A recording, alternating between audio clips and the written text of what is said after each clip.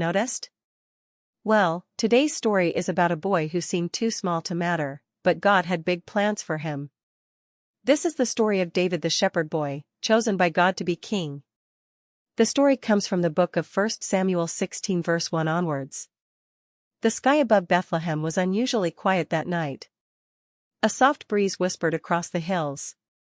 Sheep bleated gently under the stars as a young boy sat alone, strumming a harp beneath the moonlight. His name was David, a shepherd boy, forgotten by many, but watched by someone greater. God was looking for a new king. In the land of Israel, the people had a king, King Saul. He was tall and strong, chosen to lead the nation. But Saul had turned away from God's commands, and the kingdom was falling into chaos. The people needed a new leader, a true king after God's own heart. And the Lord said to Samuel, "How long will you mourn for Saul, since I have rejected him as king? Fill your horn with oil and go to Bethlehem. I have chosen one of Jesse's sons to be king." 1 Samuel 16 verse 1. Samuel was nervous. But what if Saul finds out? "Do not be afraid," God reassured him. "I will show you what to do." Samuel, both afraid and obedient, set out with a heart full of questions, and oil ready to anoint a new king. In Bethlehem, Samuel arrived at the home of Jesse, a respected man with many sons. He invited Jesse and his sons to a special sacrifice.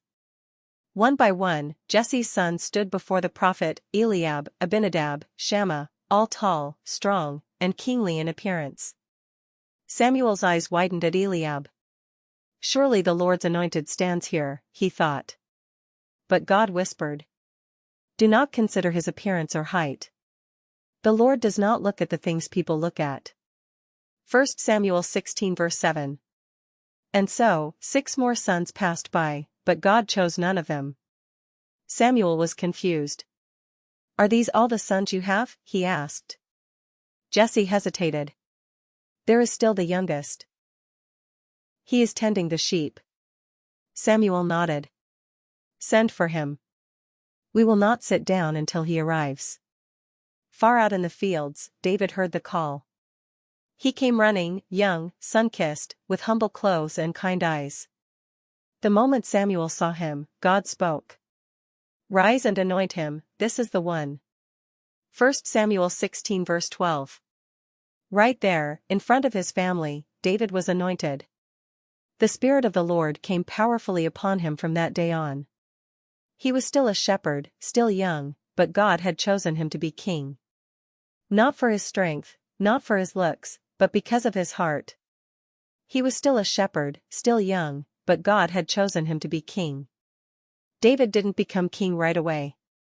He waited, served, and grew in wisdom and strength, and one day, he would rise not just as a king of Israel, but as the ancestor of the greatest king the world would ever know, Jesus Christ.